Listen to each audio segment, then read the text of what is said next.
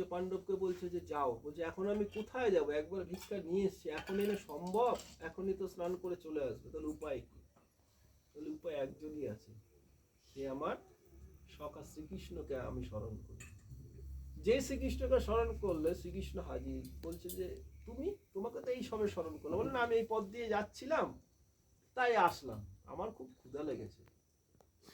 তো দ্রৌপদী, হে কৃষ্ণা, তুমি আমার একটু ক্ষুধা নিবারণ করে। বলছে বাহ, আমি দুর্বাসাকে কি করে দেব চাই নিয়ে ভাব, যে মধ্যে তুমি বলছো তোমার খিদা লেগেছে। বাহ, তাহলে তার একজন সংখ্যায় বললো। বলে আমি কি করি বলো?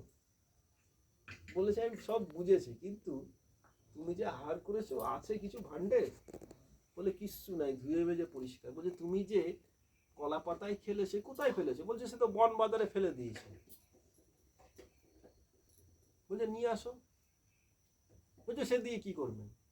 বলে নিয়ে আসো না। সেইটা আনলেন, এনে দেখলেন এক টুকরো শাকের সঙ্গে একটা অন্য দানা পড়ে রয়েছে। ভগবান সেই উষ্ঠা দ্রৌপদী বলছে এই কি করছো? বলছে না, আমার খুব খিদে লেগেছে, এটাই আমার হয়ে যাবে। পরম তৃপ্তিতে ভগবান নিলেন। আর এদিকে দুর্বাসা আর তার যে 1000 মুনি ঋষি, তারা ওই নদীর তীরে স্নান করে গড়াগড়ি করেছে, মানে এত খাওয়া হয়ে গেছে তাদের পেট তাদের বোঝায়।